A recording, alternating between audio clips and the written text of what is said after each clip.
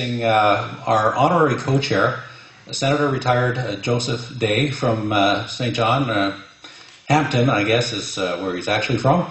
He drove up this morning here to be here with us and to share some great news, and it's news we all want to hear. So, Senator.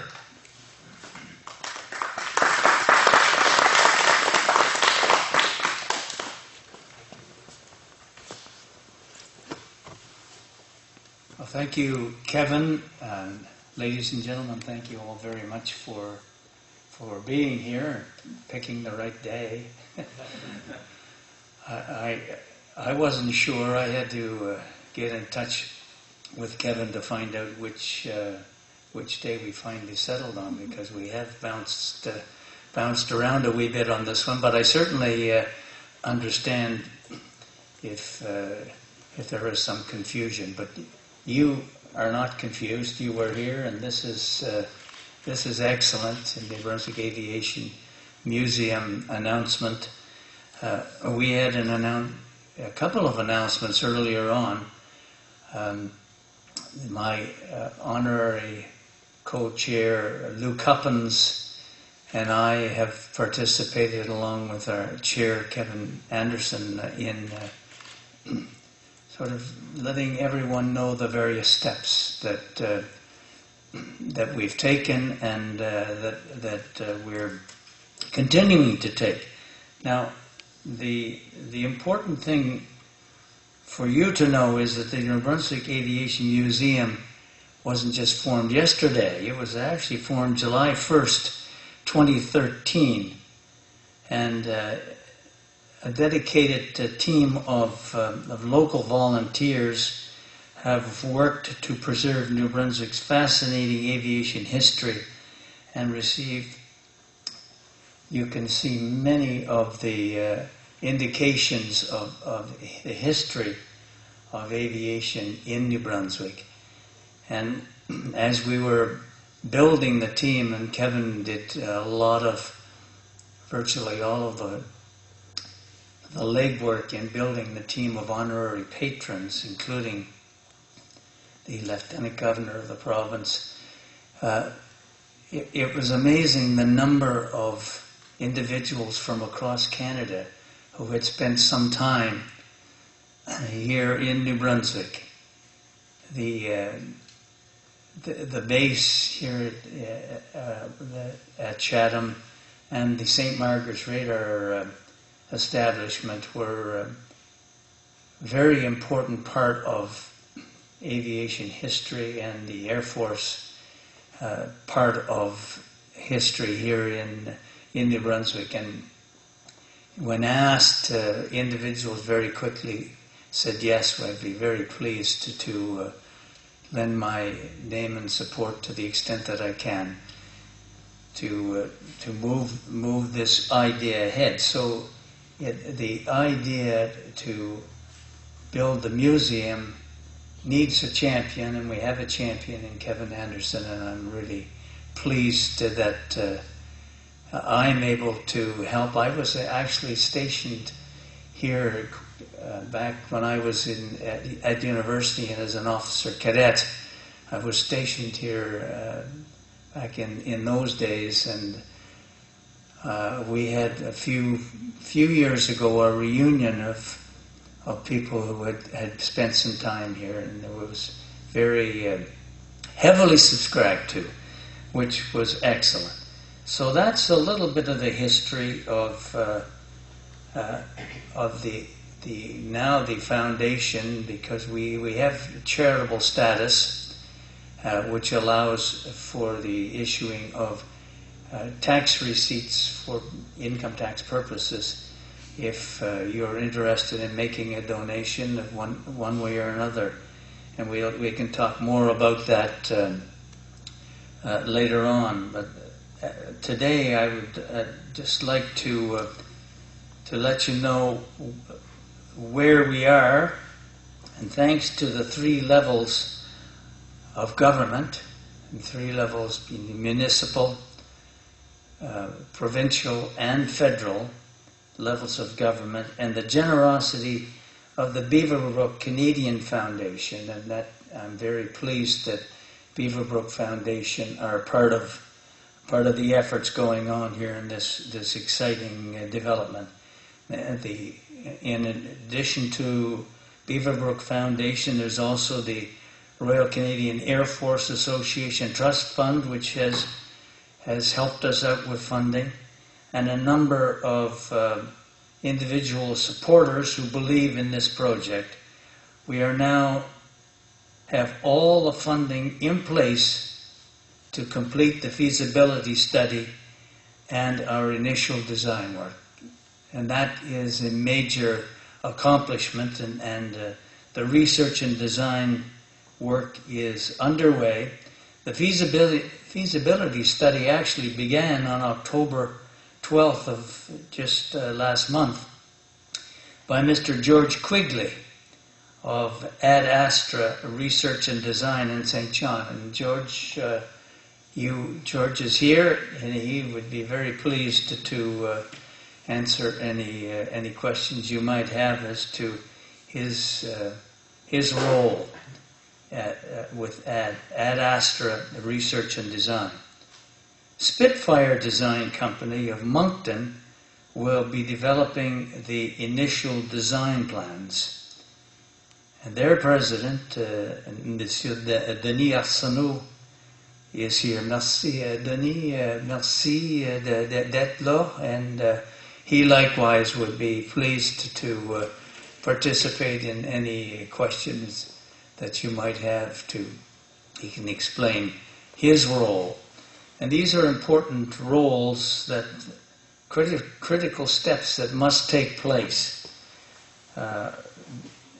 This first phase of the design and feasibility, which must be done in order to proceed further with our fundraising efforts, will be completed on or before March 31st of next year, 2022.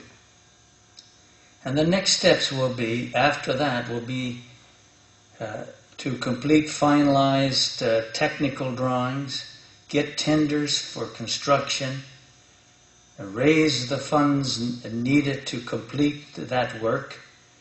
And we do have land here at the former Air Force Base and now the Miramichi Airport Authority.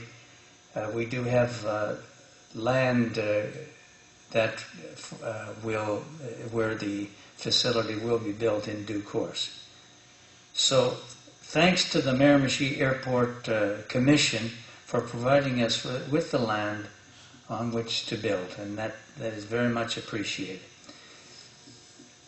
We are recognizing the tremendous contribution to aviation of New Brunswickers along the way.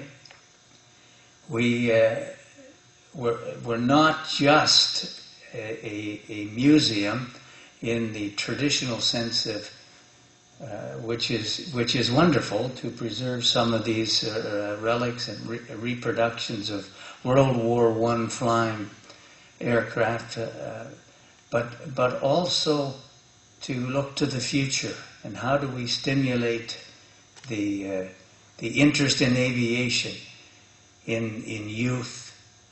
Imagine the possibilities. When I was in Ottawa, before I retired from the Senate, I was approached regularly by aerospace companies wanting to find partners in the Atlantic region for industrial benefit. Contracts that these companies were making with Canada to produce military, Air Force equipment. They were looking to partner with companies in the Maritimes, and I, of course, promoting New Brunswick. And so that is a possibility that we will help grow, and we will also encourage youth in learning about aviation and the opportunities, not just as a pilot, but all of the manufacturing that is available, the maintenance, and the improvements. There are many opportunities for economic development that we must keep in mind. So we move forward with this project. This is an idea whose time has come. What we need is for all of you to become ambassadors here and tell other people what is happening, the exciting developments that are taking place. And if you, in your own way, feel that you can encourage or help with respect to our fundraising efforts as they proceed along the way, we would be very, very pleased if you joined in this dream with us. Thank you all very much for being here, and I look forward to the discussion following. Kevin, I give the microphone back to you.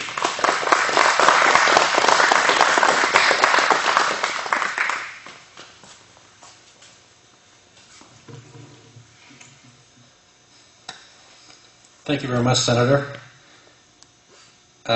One thing I'd like to point out today is that we do have a number of our board members here, so it's, as the Senator alluded to, it's not just myself that's done all this. It's been thanks to a supportive board, most who have been here since the start. So I'll get you to raise your hands. We have Huguette Champagne, who is our Vice President. We have Terry McKay, who is our Treasurer. His wife, Debbie McKay, who's one of our directors. We also have Herb Marr over here. And I'm just checking to see, I think that's everyone here today. Oh, Steve Karasek in the back. Hey, Steve. Can't forget you. Another one of our directors. Okay. There were some others that, of course, couldn't make it with COVID restrictions and stuff in place, but they all have been very supportive of this, this initiative since the beginning. Next thing I'd like to do is bring up Mr. Larry Ricker. Larry, if you want to come up here for a second.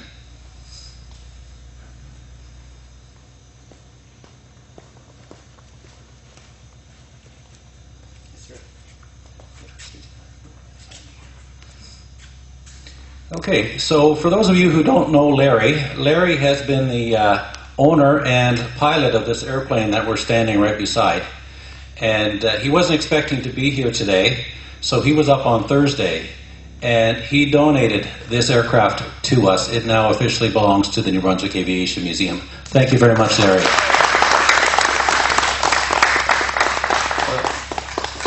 Thank you very much, Kevin, and welcome everybody. My job today is to simply bring the logbook and also the keys to the aircraft.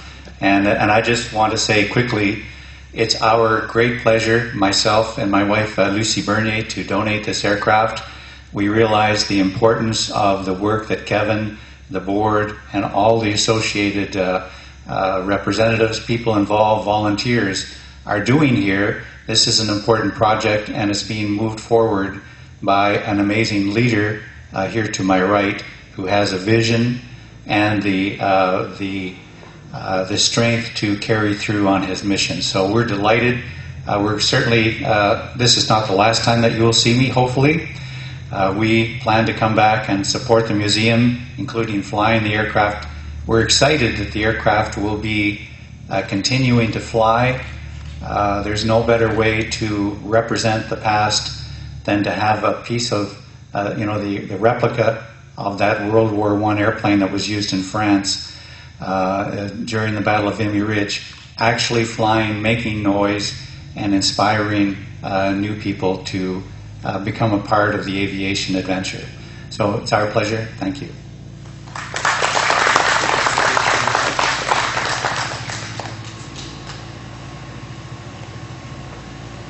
That's great. Thanks again, Larry. And mention the same to Lucy. We're very, very grateful for that donation. The next thing I want to mention is if you look up over top of our office space over there, there's an area that's got a lot of pictures and stuff. We are currently working with the local school district to possibly start a course in February, an education course for students. So we have lots of plans for the new facility, but we're looking to already make a difference in young lives with what we have right here. So this is our temporary home. For those that have only been here once, just this morning, to see what we have, this is only a small portion of what we have as far as our artifacts and stuff are concerned. So we do plan to have a much greater display for next summer, when we plan to be open all summer long. Anyway, I'd just like to thank everybody again for coming out and for being here to listen to our great news of having funding. So our first phase, of course, is the feasibility study, and that is now fully funded, and so we're going to be moving forward, and hopefully our plan is to have the museum open on the 1st of April 2024 for the 100th anniversary of the Royal Canadian Air Force. So we don't have a lot of time to waste, so getting this done now is critical to our success. Again, thank you all for coming out. If you have any questions, as I said, we have board members here. I'll be around, as will George Quigley from Ad Astra and Denny Arsenault from Spitfire. So if you got any questions, feel free to ask. Anyway, thanks again for coming out. Have a great day.